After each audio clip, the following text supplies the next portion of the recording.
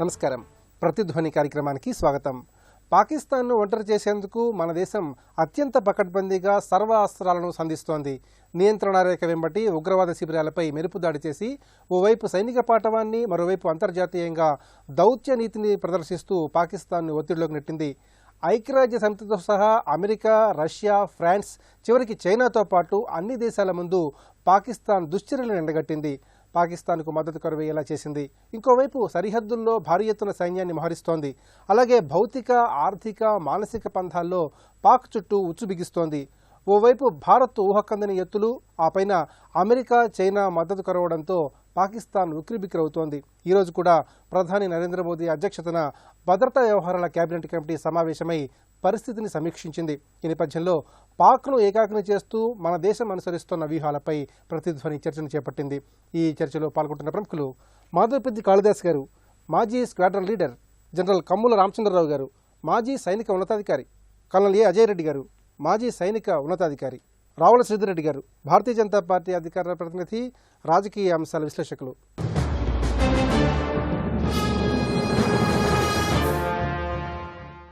కాళిదాస్ గారు, పాక్ ఆక్రమిత కాశ్మీర్లోని ఉగ్రవాద స్థావరాలపై మన భారత సైన్యం మెరుపుదాడి చేసింది.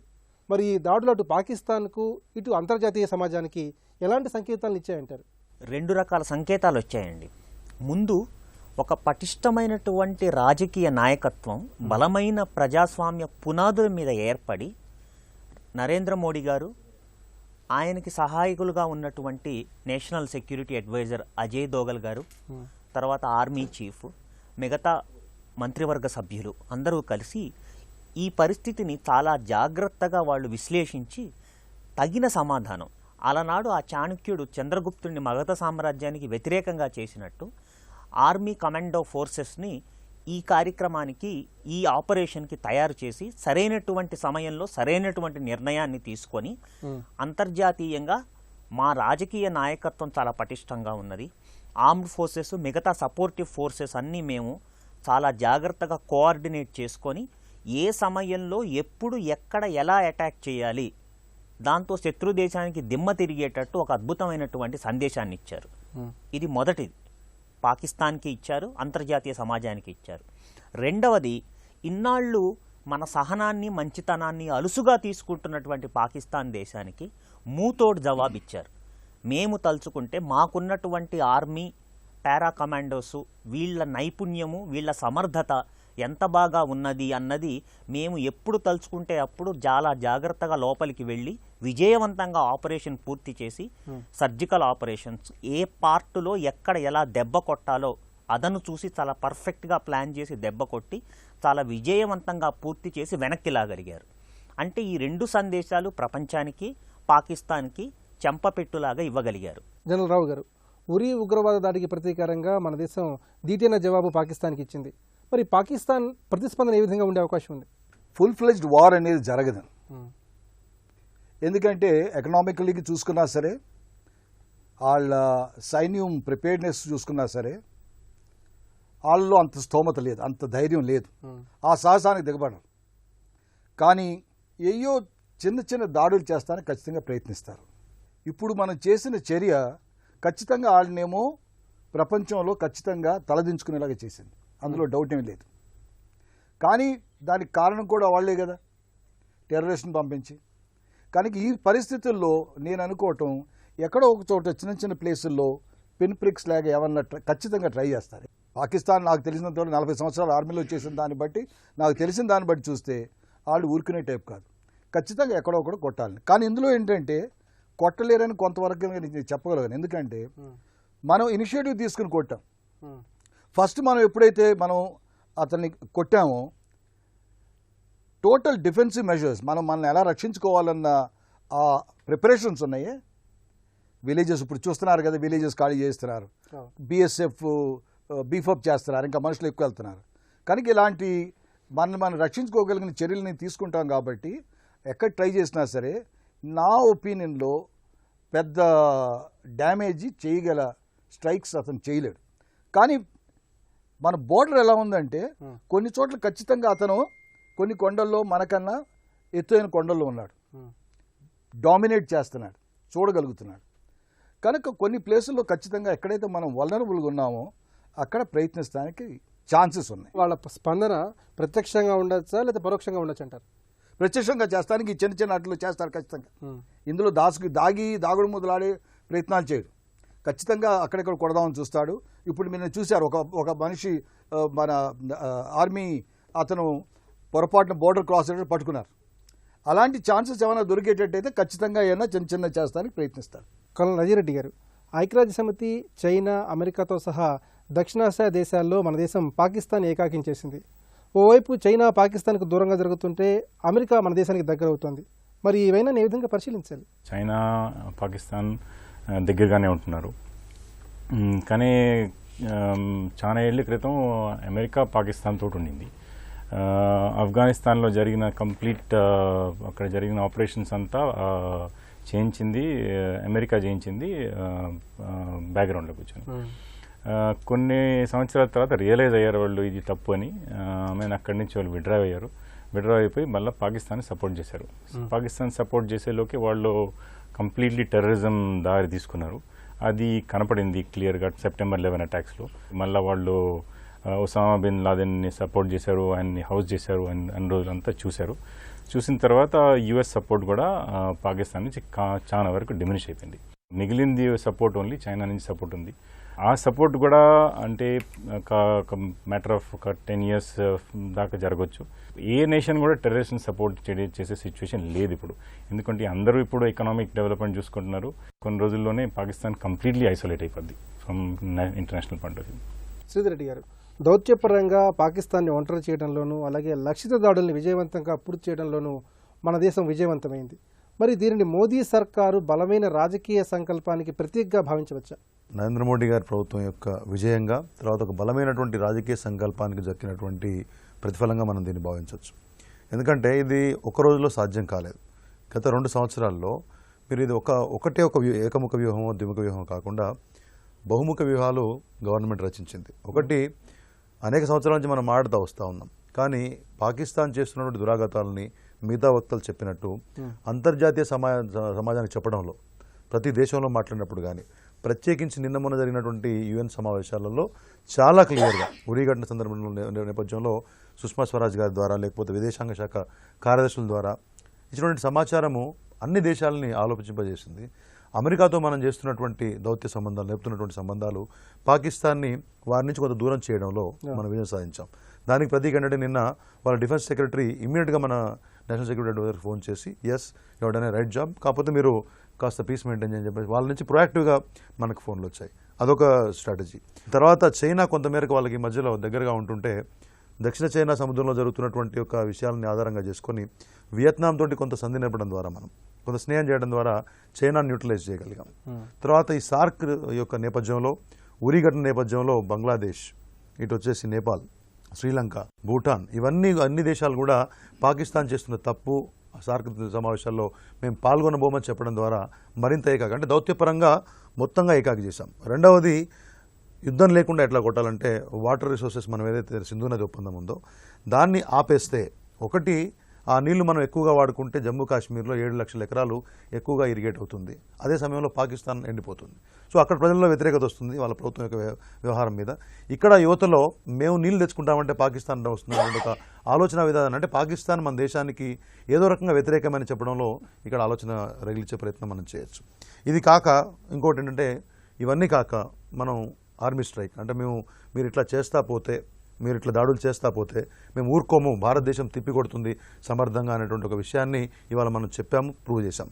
అది ఇవన్నీ చేయాలంటే ఒక బలమైనటువంటి రాజకీయ సంకల్పం కావాలి. మీరు అన్నట్టు ఒక రాజనీతిజ్ఞత, ఎటువంటి విపత్తుకర పరిస్థితులు రేపొద్దున వచ్చినా, యుద్ధం వచ్చినా, మరొకటి వచ్చినా ఎదుర్కొనేటువంటి రాజకీయ నాయకత్వము, అటువంటి చతురత, ప్రపంచ దేశాల్లో అటువంటి పలుకుబడి కావాలంటే నాయకుడు కావాలి. దానికి వాళ్ళ మోడీ గారి రూపంలో మనకు ఆ నాయకత్వం దొరికింది. రాజ్నాథ్ సింగ్ గారు కావచ్చు, మనోహర్ పారికర్ గారు కావచ్చు, అజిత్ దోవల్ గారు కావచ్చు, లేకపోతే మిగతా మిలిటరీ ఆపరేషన్స్లో ఉన్న ఆఫీసర్స్ యొక్క సపోర్ట్ ఇవాళ ఈ యొక్క నాయకత్వానికి దొరికింది. కాబట్టి పూర్తి స్థాయిలో భారతదేశము మొదటిసారిగా ప్రొయాక్టివ్గా పాక్ ఆక్రమిత కాశ్మీర్లో టెర్రరిస్టుల మీద దాడి చేసి మనం విజయవంతంగా ఒక్క క్యాజువాలిటీ కూడా వెనక రాగలిగాం. ఇది ఖచ్చితమైనటువంటి రాజకీయ సంకల్పము, వ్యూహ వ్యూహబలము ప్రణాళిక బలానికి ఇది ఒక నిదర్శనంగా మనం చెప్పొచ్చు. కాళిదాస్ గారు, ఇరు దేశాలు భారీ ఎత్తున తమ సైనిక బలగాలను మోహరించాయి.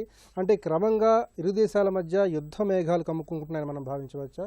ప్రధానంగా భారత పాకిస్తాన్లను కట్టడి చేసే విషయంలో అగ్రరాజ్యం ఎలాంటి కీలకమైన పాత్ర పోషించే అవకాశం ఉంది?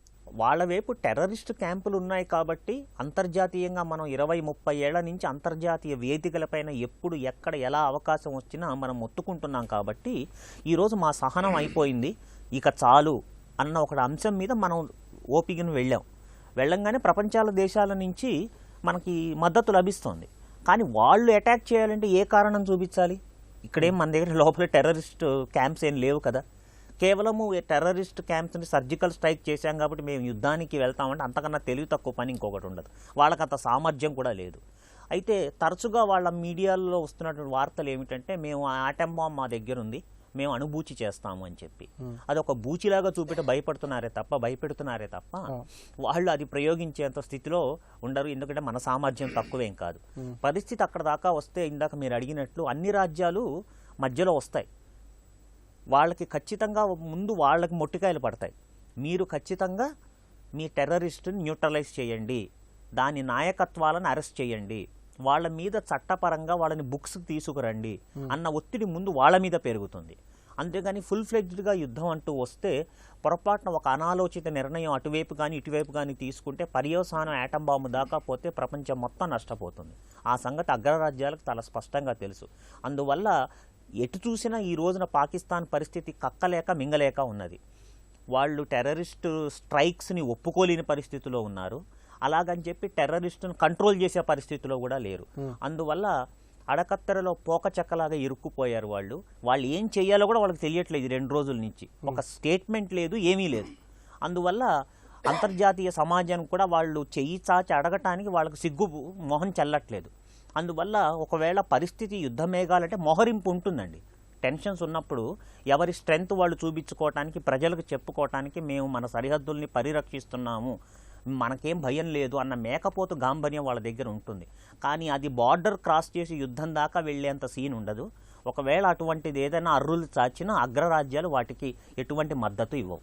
జనరల్ రావు గారు, అణు సాంకేతిక పరిజ్ఞానం విషయంలో భారతదేశం ఎంతో బాధ్యతాయుతంగా వ్యవహరిస్తుంటే పాకిస్తాన్ ధోరణి మాత్రం చాలా ప్రమాదకరంగా ఉందని అమెరికా వ్యాఖ్యానించింది.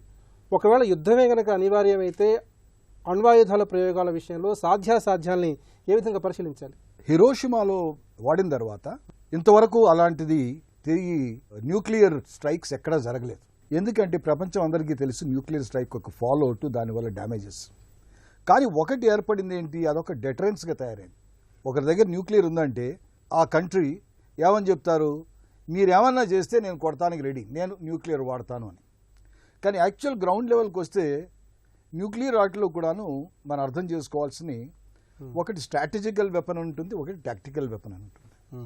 స్ట్రాటజికల్ వెపన్ అంటే కొన్ని కిలోటన్స్ కెపాసిటీ దాటిన తర్వాత ఒక సిటీనంతా నాశనం చేయగలదు. టాక్టికల్ న్యూక్లియర్ వార్ హెడ్స్ అంటే లిమిటెడ్, ఒక చిన్న పోస్ట్ మీద, సో కొలేటరల్ డ్యామేజ్ తక్కువ అవుతుంది. తర్వాత టాక్టికల్ వార్ హెడ్స్ బేసికలీ ఫిరంగుల నుంచి ఫైర్ చేయొచ్చు, ఆర్టిలరీ నుంచి ఫైర్ చేయొచ్చు. కాకపోతే ప్రస్తుతం ఉన్న నాలెడ్జ్ ప్రకారం నాకు తెలిసినంత వరకు పాకిస్తాన్లో టాక్టికల్ న్యూక్లియర్ వార్ హెడ్స్ ఉన్న నాలెడ్జ్ లేదు, టెక్నాలజీ లేదు. సో స్ట్రాటజిక్ వార్ హెడ్ ఒకవేళ చేయగలిగినా సరే దాన్ని ఉపయోగిస్తారా అన్నది బేసిక్ ప్రశ్న. మన డాక్టర్ ఏమంది, మేము ఫస్ట్ యూజ్ ఎప్పుడు చెయ్యం, కానీ ఎవరన్నా వాడితే మట్టుకు వాడికి ఎలాంటి జవాబు ఇస్తామంటే ఆ దేశం అనేది వరల్డ్ మ్యాప్ నుంచి నాశనం అయిపోతుంది. డైరెక్ట్గా మనం చెప్పాం, మనం ఫస్ట్ యూజ్ ఎప్పుడు చెయ్యం, కానీ ఆ ధమ్కి ఖచ్చితంగా ఇవ్వాలి. ఎందుకంటే ఒకవేళ చేస్తే మటుకు నాయన నీకు ఎలాంటి జవాబు ఇస్తామంటే నువ్వు దేశం ఇంకా తిరిగి మళ్ళీ తలెత్తలేవనేసి. సో అది కూడా పాకిస్తాన్కి తెలుసు. అప్పటికి అయినా సరే కానీ పాకిస్తాన్ ఎందుకు ధమ్కి ఇస్తుందని కూడా అర్థం చేసుకోవాలి. టోటల్ వాళ్ళు పెడుతూ కంట్రీ చూస్తే భయం ఏంటి, మనం కొంచెం ఒక 2 అడుగులు లోపలికి వేసామనుకోండి యుద్ధం, యాక్చువల్లీ వార్ స్టార్ట్ అయ్యి రేపు వీఆర్ నాకింగ్, ఎక్కడ లాహోర్ మీద టచ్ అవుతాం, హింటర్లాండ్కి వెళ్ళిపోతాం, కెనాల్స్ అడిగి అవుతుంటాయి, డ్యామ్స్ ఇది అవుతుంటాయి, జేలం డ్యామ్, దేర్ ఎన్నో టార్గెట్స్ ఉన్నాయి. సో వాడి భయం ఏంటి, కొంచెం లోపలికి వచ్చి ఒక 50 కిలోమీటర్స్ లోపలికి వచ్చారంటే నేను కంప్లీట్లీ థ్రెటన్డ్ కదా, నేనేమవుతాను. అందుకు నేను చేశాడు, ఆల్ రైట్ ఇది ఒక ధమ్కీ కింద ఇవ్వాలనేసి. కానీ ఎంత ఫూలిష్ అని చాలామంది అంటుంటారు అనలైజ్ చేసి. పాకిస్తాన్ వాడు ఫూలిష్ వాడు, ఒక్కోసారి ఇష్టం వచ్చినట్టు బిహేవ్ చేయొచ్చు, ఎరాటిక్ బిహేవ్ చేయొచ్చు, కావాలిస్తే ఫైర్ చేస్తాను. ఎంత ఎరాటిక్ బిహేవియర్ అయినా సరే నా ఒపీనియన్లో అంత తెలివి తక్కువ దద్దం మాత్రం కాదు. ఇది అలా డెటరెన్స్గానే ఉండుతుంది నా ఒపీనియన్లో. అట్లీస్ట్ ఇప్పుడే కాదు, పాకిస్తానే కాదు, ఇంకైనా సరే, ఇంకా కొన్ని ఆఫ్టర్ ఆల్ ఇరాక్లో అయింది, ఇరాక్ ఇరాన్ కూడా అయినాయి, ఎన్నో యుద్ధాలు జరిగినాయి. ఎవరైనా వాడగలిగారా? ఎక్కడో కొంచెం విన్నాం కెమికల్ బయాలజికల్ ఇరాన్లో, అది కొంతమంది నిజం అంటారు, కొంతమంది ఎంతవరకు నిజం కాదని కూడా అంటారు అమెరికా క్లెయిమ్స్ని చూసి. కనుక నా ఒపీనియన్లో it will remain a deterrence. ఇప్పుడు మరో విరామం.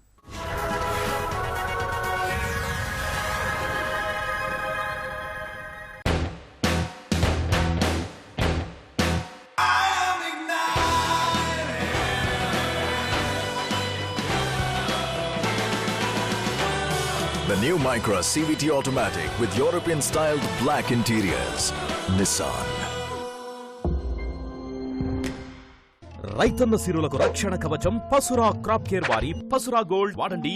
కల్నల్ నజీరెడ్డి గారు, మోదీ సహకారాన్ని అందుకోకుంటే పాకిస్తాన్ అంతర్జాతీయంగా మరింత ఏకాకయ్యే అవకాశం ఉంది. ఈ పరిస్థితుల్లో పాకిస్తాన్ తెలివైన నిర్ణయం తీసుకోవాలి. మరి పాకిస్తాన్ ఉగ్రవాదాన్ని ప్రోత్సహించడం మానుకోకపోతే భవిష్యత్తులో ఎలాంటి మూల్యాన్ని చెల్లించుకోవాల్సిన పరిస్థితి ఏర్పడుతుంది? 1986 నుంచి పాకిస్తాన్కి ఒక స్టాండర్డ్ స్ట్రాటజీ ఉంది.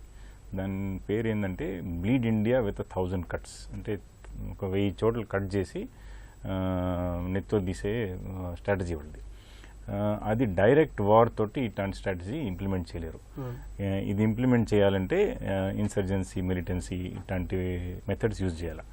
వాళ్ళు అదే యూజ్ చేస్తున్నారు. డైరెక్ట్ వార్ అంటే వాళ్ళకి అది కుదరదు. అంత ఫోర్స్ లేదు వాళ్ళకి, అంత క్వాలిటేటివ్ సుపీరియారిటీ వాళ్ళకి లేదు. సో అదే స్ట్రాటజీ వాడతా వాళ్ళు బాంబేలో మమ్మల్ని డ్యామేజ్ చేశారు. మళ్ళా అంటే కంటిన్యూస్లీ ఏదో ఒక సిటీ పట్టుకొని ఎక్కడో ఒక చిన్న టార్గెట్ చేస్తూ ఉండరు వాళ్ళు. ఎస్పెషలీ ఆర్మ్డ్ ఫోర్సెస్ మీద టార్గెట్ చేస్తే చాలా సెన్సిటివ్ ఇష్యూ అయిపోతుంటుంది. సో ఇప్పుడు మనం వాళ్ళకి రిప్లై చేసాము. రిప్లై చేసిన తర్వాత ఇప్పుడు ఆటోమేటిక్లీ వాళ్ళు అదే సేమ్ స్ట్రాటజీ యూజ్ చేయాలి. దాని తప్ప వాళ్ళకి ఇంకేం ఆప్షన్ కూడా లేదు. అదే స్ట్రాటజీ వాడి వాళ్ళు ఇంకా కొన్ని చోట్లలో అదే సేమ్ చిన్న ఇష్యూస్, చిన్న టార్గెట్స్ పట్టుకొని వాళ్ళు అటాక్ చేస్తూనే ఉంటారు. దానికోసం మనం కేర్ఫుల్గా ఉండాలి. దాని తప్ప మనకి ఏమి ఆప్షన్ కూడా లేదు. ఎవ్రీ టైం వాళ్ళు మనం స్ట్రైక్ చేసినప్పుడు డెఫినెట్గా మనం ఒక దీనిలాంటి దీనికన్నా స్ట్రాంగ్ రిప్లై ఇస్తుంటే ఇవన్నీ గ్రాడ్యువల్లీ తగ్గాలి. కానీ దాని బేసిక్ బ్రెయిన్ ఎక్కడ ఉంటే అక్కడ బ్రెయిన్ ఉండేది పొలిటికల్ సెటప్లో కాదు. వాళ్ళ హోల్ ఈ ప్రాబ్లం అంతా ఐఎస్ఐ క్రియేటెడ్ ప్రాబ్లం అన్నమాట. ఐఎస్ఐ బై నేచర్ వాళ్ళు ఇది క్రియేట్ చేస్తారు. వాళ్ళ సెటప్ ఈ పర్పస్ కోసం ఉంది. 3 to 4 years ఏజ్ నుంచే వాళ్ళకి అందరికీ ఇది స్ట్రాంగ్ యాంటీ ఇండియా ఫీలింగ్ ఉంది. అంత కంప్లీట్ కంట్రీ కట్ ఉంది. So ISI is just mere reflection, అంటే వాళ్ళ సొసైటీకి రిఫ్లెక్షన్ అది. సో అది కంప్లీట్లీ అది ఎక్స్టర్మినేట్ అవ్వకుండా ఉంటే ఇది జరుగుతూనే ఉంటుంది. సో ద హోల్ బ్రెయిన్ అంతా కంప్లీట్ ఐఎస్ఐ దగ్గర ఉందన్నమాట. సమీప భవిష్యత్తులో ఈ వాస్తవాధీన రేఖ వద్ద, ఈ నియంత్రణ రేఖ వద్ద ఇలాంటి దాడులు మళ్ళీ జరిగే అవకాశం ఉందా? డెఫినెట్లీ ఉంటాయండి. ఎందుకంటే మనం నియంత్రణ రేఖలో ఒక 20 meters డిస్టెన్స్లో కూర్చొని ఉంటాం. ఇంకా మ్యాక్సిమం డిస్టెన్స్ వచ్చి ఒక 1 kilometer ఉంటాం. 20 meters కన్ను కనపడద్దు అనమాట. అంత డిస్టెన్స్లో ఉంటాం. ఐబాల్ టు ఐబాల్ డిస్టెన్స్ ఉంటుంది. ఏదో ఒకటి జరుగుతూనే ఉంటుంది కంటిన్యూస్గా. ఇప్పుడు కొన్ని రోజుల నుంచి సీజ్ ఫైర్ ఉండేది కాబట్టి ఏం జరగలేదు. ఇది జరిగింది కాబట్టి పాకిస్తాన్ కూడా ఒక ఆప్ చేస్తుంది. ఫైరింగ్ జరుగుతుంది. ఇప్పుడు రావు గారు చెప్పినట్టు ఆర్టిలరీ కూడా వాడచ్చు. వాడారు పాస్ట్లో, ఇప్పుడు కూడా వాడచ్చు. అట్లాంటి ఏం లేదు. ఎట్లా వాళ్ళు వాడతారో అదే ఫ్రీక్వెన్సీతో మనం కూడా రిప్లై ఇస్తాం. ఎవ్రీ టైం వాళ్ళు వాడిన దానికి మేము దానికన్నా ఎక్కువ ఫ్రీక్వెన్సీతో రిప్లై ఇస్తాం ఎవ్రీ టైం. శ్రీధరెడ్డి గారు, అంతర్జాతీయ సమాజం ముందు పాకిస్తాన్ని ఏకాకి చేసే లక్ష్యంలో మన దేశం విజయం సాధించింది. అసలు యుద్ధమే చేయకుండా పాకిస్తాన్ని కట్టడి చేసే మన దేశ వ్యూహాన్ని ఏ విధంగా అర్థం చేసుకోవాలి? ప్రస్తుతం జరిగేది యుద్ధం కాదు. యాక్చువల్గా ఇది ఒక రకమైన స్ట్రాటజీ. యుద్ధం కాకుండా, అందుకే చెప్పాను, మనం పాకిస్తాన్ మీద యుద్ధం ప్రకటించలేదు, పాకిస్తాన్ సైన్యం మీద దాడి చేయలేదు. పాకిస్తాన్ భూభాగం, అంటే పాకిస్తాన్ భూభాగం కూడా కాదు, అది పాక్ ఆక్యుపైడ్ కాశ్మీర్ ఆక్రమిత ప్రాంతంలో ఉన్నటువంటి భూభాగంలో ఉన్న టెర్రరిస్టు కేంద్రాల లక్ష్యంగా మనం ఇవాళ దాడి చేశాం. కాబట్టి వాళ్ళు కూడా మన భూములకు మనం వెళ్ళాం ఆ రకంగా చెప్పాలనుకుంటే. సో కాబట్టి వాళ్ళేమి దాని గురించి పెద్దగా అంటే అంతర్జాతీయ సంబంధం బోర్ నేర్చే పరిస్థితి లేదు. మళ్ళీ వెళ్ళేమన్నారు. ఎందుకంటే అదే అమెరికా ఇంతకుముందు స్నేహస్తం ఇచ్చిన వాళ్ళని వ్యతిరేకిస్తున్నారు. చైనా గట్టిగా మాట్లాడలేని పరిస్థితి, ఎందుకంటే టెర్రరిస్ట్ లక్ష్యాలు ఎవరికైనా టెర్రరిస్టులే కాబట్టి వాళ్ళు మాట్లాడలేని పరిస్థితి. అదే కాకుండా మనం ఏంటంటే ఈ యుద్ధం చేయకుండా అన్నట్టు ఒకటి మీరు చెప్పినట్టు దౌత్యపరంగా, రెండోది మనం ఈ వాటర్ అగ్రిమెంట్స్ని మళ్ళీ రివ్యూ చేసుకోవడం ద్వారా, మళ్ళీ ఇంతకుముందు ఆపినటువంటి డ్యామ్స్ కన్స్ట్రక్షన్ ద్వారా ఆ రకమైనటువంటి రిసోర్సెస్ని అడ్డుకోవడం ద్వారా వాళ్ళ మీద ఒత్తిడి పెంచడం అనేది, దాని ద్వారా మాకు ఇంతకుముందు చెప్పినట్టు స్వదేశంలో వస్తుంది బయట. అదేవిధంగా ఏంటంటే ఇప్పటిదాకా యూపీఏ కాలంలో కావచ్చు అంతకుముందు మర్చిపోయింది ఏంటంటే కాశ్మీర్ గురించి వాళ్ళు మాట్లాడుతూ ఉన్నారు. కొద్దిగా ఏమైనా జరిగితే దాని గురించి పెద్ద ఎత్తున మాట్లాడుతూ ఉన్నారు. కాశ్మీర్ అంతర్భాగం కాదు, ప్రజలు మాకు అనుకూలంగా ఉన్నారు. కానీ అదే సమయంలో బలూచిస్తాన్లో ఆ ప్రాంతంలో జరుగుతున్నటువంటి ఒక మానవ హక్కుల ఉల్లంఘన కానీ, ఆ ప్రాంత వాసులతోటి కాశ్మీర్ మన పాకిస్తాన్ యొక్క ప్రవర్తన కానీ, ఇది అంతర్జాతీయ సమయానికి ఎవరు చెప్పేటువంటి ప్రయత్నం చేయలేదు. మోదీ గారు తొలిసారిగా ఆ విషయాన్ని మీకు ఇంటర్నేషనల్ చెప్పారు కాబట్టి ఆ ప్రెషర్ కూడా వాళ్ళ మీద మౌంట్ అయింది. కాబట్టి ఇవన్నీ కూడా ఇంకోటి ఏంటంటే మోస్ట్ ఫేవర్డ్ నేషన్ స్టేటస్ కూడా రద్దు చేయడం ద్వారా బయలాటరల్ ట్రేడ్ కొంత వాళ్ళకి తగ్గే అవకాశం ఉంటుంది. సరే మన దగ్గర నెగ్లిజిబుల్, కాకపోతే ఏంటంటే మిగతా దేశాల మీద కూడా ఆ ఇంపాక్ట్ ఉంటుంది. ఎస్పెషల్లీ ఏషియాలో మిడిల్ ఈస్ట్లో ఉన్నటువంటి సంబంధాలు, ఇప్పటికీ అరబ్ దేశాలతో కూడా వాళ్ళకి సంబంధాలు దెబ్బతిన్నాయి. అది కాకుండా ఈ ఆయుధ సహకారం, ఇప్పుడు చైనా ఏదో ఆయుధాలు ఇస్తారనే ప్రయత్నం చేస్తూ ఉంటే మన అభ్యంతరం తెలిపాం.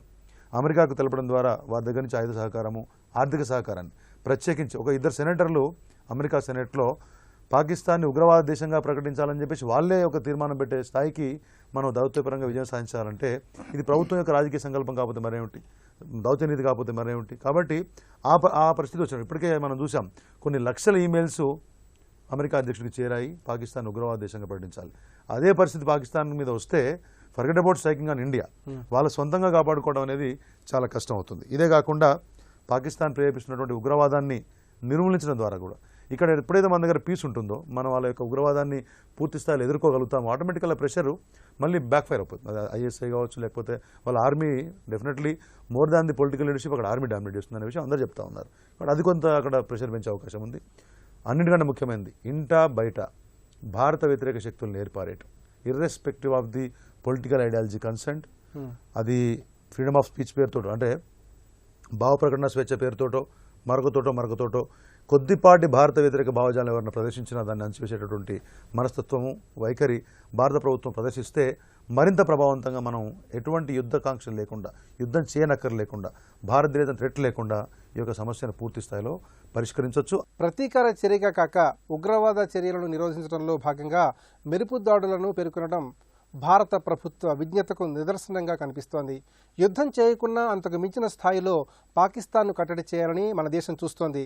గతానికంటే భిన్నంగా భారత్ ప్రపంచ దేశాల మద్దతు కొడగడుతూనే పాకిస్తాన్ను వ్యూహాత్మకంగా చిత్తు చేస్తోంది. ఇది నేటి ప్రతిధ్వని. నమస్కారం.